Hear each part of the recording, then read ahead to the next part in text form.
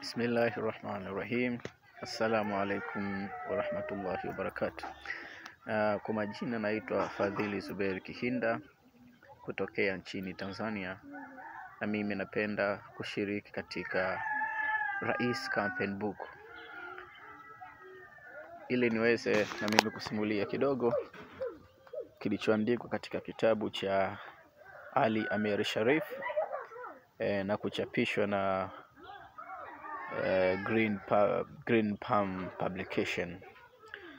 Kitabu cha The Nation Servant kilichochapishwa na Green Palm Publication ni kitabu kinachoonesha maisha halisi ya Ibrahim Rais, Shahidi Ibrahim Rais. Na kitabu hichi kimenivutia sana katika baadhi ya kurasa nimevutiwa sana, na kurasa ambazo zimenivutia ni pamoja na the life at a glance na the work along the side. Katika kurasa hizi zinaonyesha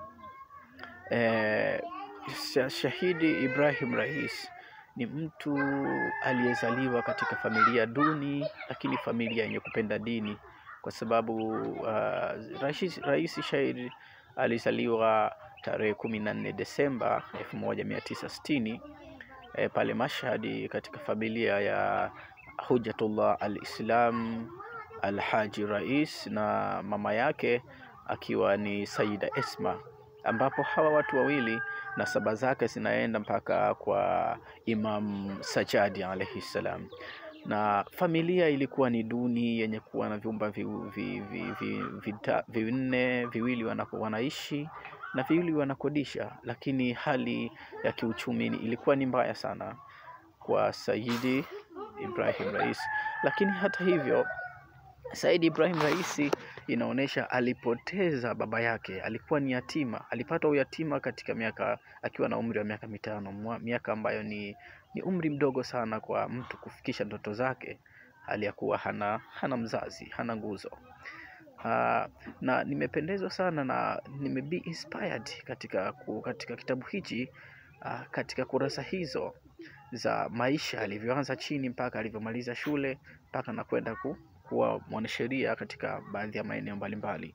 Na sehemu nyingine ni the passage that was ilikuwa inamaanisha the work along the studies. Kwa Shahidi Said Rais alikuwa anafanya kazi hata kama anasoma anafanya kazi, jambo ambalo ni pengine ni ngumu kwa baadhi ya wanafunzi, lakini alionyesha umahiri sana. Just imagine mtu anasoma lakini anafanya kazi. Inaonyesha alikuwa machinga, alikuwa anatembeza baadhi ya vitu katika mitaa, lakini pia alikuwa anaenda mashamba ya watu ambao ni wafugaji.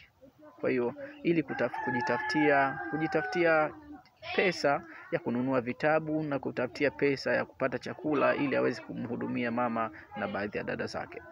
Na ilifikia wakati mpaka maisha yakawa magumu, mpaka Shahidi Rais akaamua kuongea yeye mwenyewe, na hapa na nukuu, akasema we experienced the poverty in the real meaning of the word, akimaanisha kuwa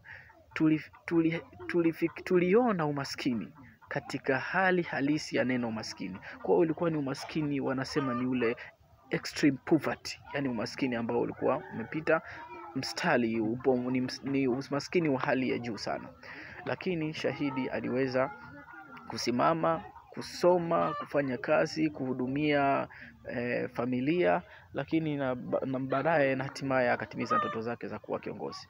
Lakini pia peji ambayo ilinifurahisha sana na kunifariji na kunihamasisha ni sehemu ambayo inaonekana alikuwa anafundisha katika Mavu na seminari. Alikuwa anafundisha katika shule ya Mavu, lakini ule mshahara anaopata alikuwa hauchukui, anaurudisha kwa watu ambao tunasema ni disabled peoples, watu ambao wasiojiweza, disadvantaged people, watu ambao wasiojiweza. Kwa hiyo ni ukarimu, uadilifu na usawa wa hali ya juu.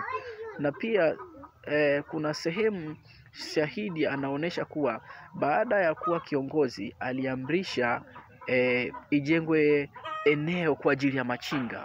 Kuna maeneo walikuwa wanapata tabu sana. Kwa sababu ni yeye aliwahi kupitia umachinga, akaona hali halisi, baadaye akahamasisha na akatoa amri kuwa pajengewe, itafutwe sehemu iwekwe kwa ajili ya machinga ili waweze kufanya biashara zao bila bughudha, bila kutumia nguvu, bila kutumia silaha, bila kutumia maneno makali, bila kutumia matusi. Kwa kweli alikuwa ni kiongozi ambaye ni mfano wa kuigwa katika ulimwengu huu, na mimi naweza kusema kuwa ninatamani niwe kama Said Rais, japo ni ngumu, lakini natamani niwe nifate mwenendo wake wa usawa, wa uadilifu, wa kujitoa. Na ni kweli kabisa ninaamini kuwa this person, he was a national servant. Wa hadha, assalamu alaikum wa rahmatullahi wa barakatuh. Ninashukuru sana.